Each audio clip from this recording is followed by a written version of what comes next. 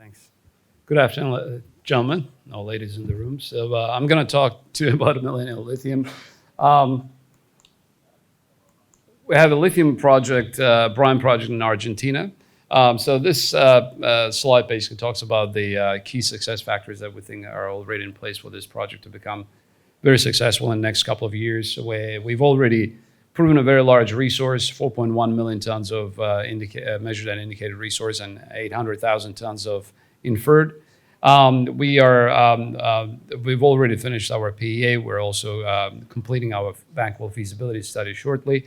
It is one of the most robust projects out there as well. It is in Salta province of Argentina, one of the best mining jurisdictions in Latin America.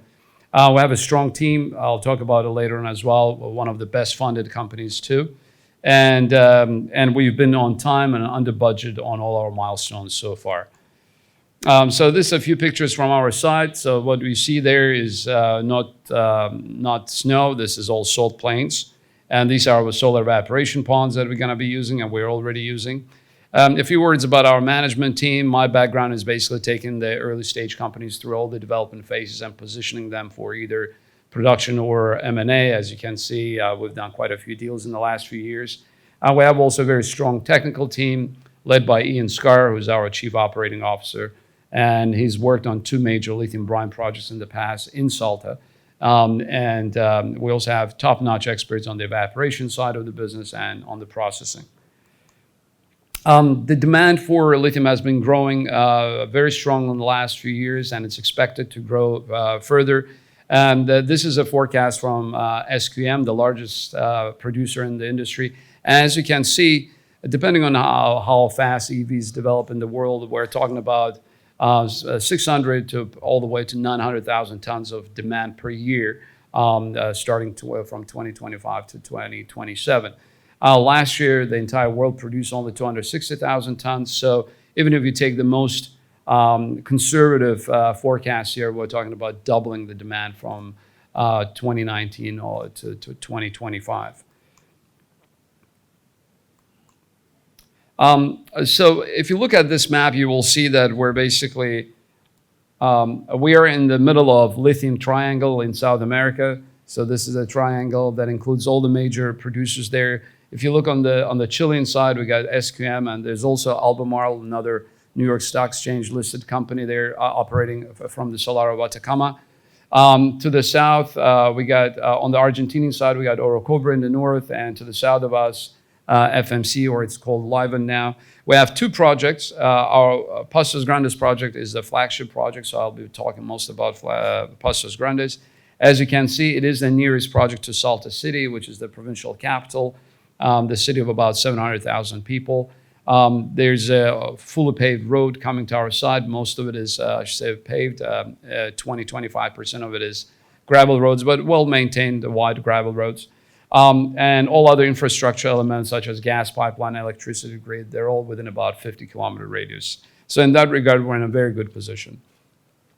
This is a little bit about our resource and the brine chemistry. As you can see, we have already large resource, 4.1 million tons of measured and indicated category, another 800,000 tons of inferred.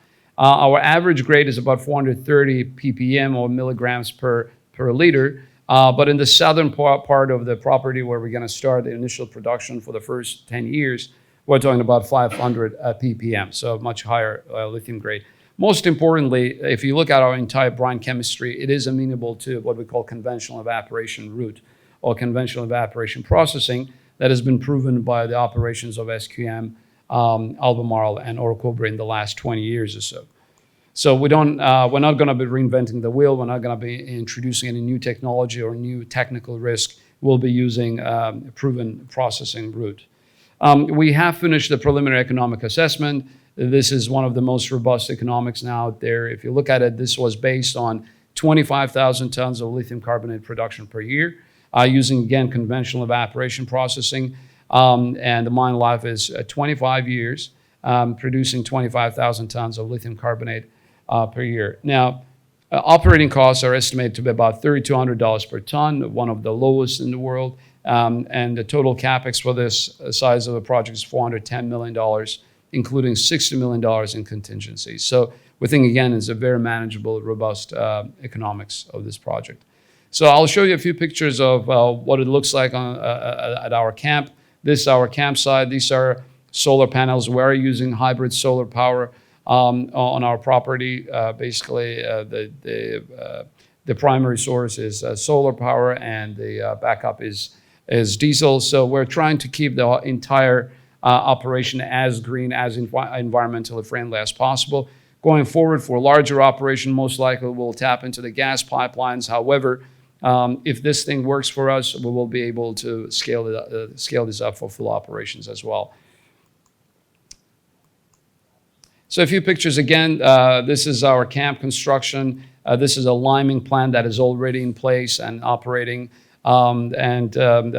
We basically need lime and some other reagents and chemicals to remove some of the impurities from the brine. This is the construction of the pilot plant, processing plant. So just briefly about the process. I've been talking about conventional evaporation routes, so what that implies or what that entails. So as the name already kind of implies that it's brine, so in other words, it's a liquid resource. When it comes up to the surface, when you pump it up, it's a little bit viscous. It's pretty greenish at first. And then you pump it into large evaporation ponds. Now, what you saw there, they're actually a pilot scale pond. So they're very small. The big one was about 200 by 200 meters. The other one was 100 by 100. When we produce 25,000 tons per year, the size or the area of these ponds will be about 12 square kilometers. So this will be massive ponds. We have two stages of evaporation. At the first stage, salt precipitates or sinks to the bottom of the ponds. You remove it and then you pump the brine to the next stage, which is obviously smaller because the water evaporated, so you have much smaller volumes. At the second stage, you remove potash, exact same process. Potash sinks to the bottom of the ponds.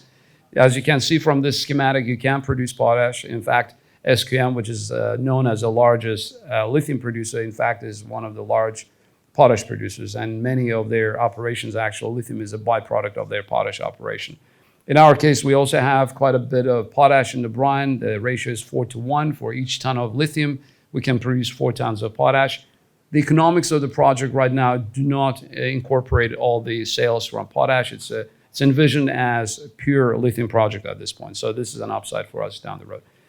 So once we concentrate lithium in the brine to about 3%, we push it through the processing plant. At the plant level, we remove the rest of the impurities, including boron, magnesium sulfate, etc. And the plan is, the target is lithium carbonate at this point of battery grade, which is about 99.5%.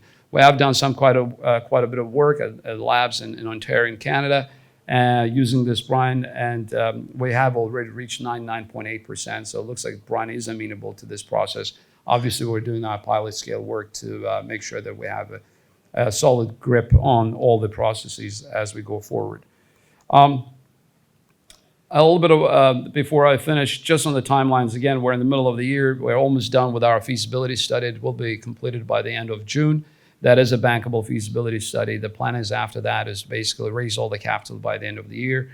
We're planning to file an environmental impact assessment report with Salta provincial authorities this month.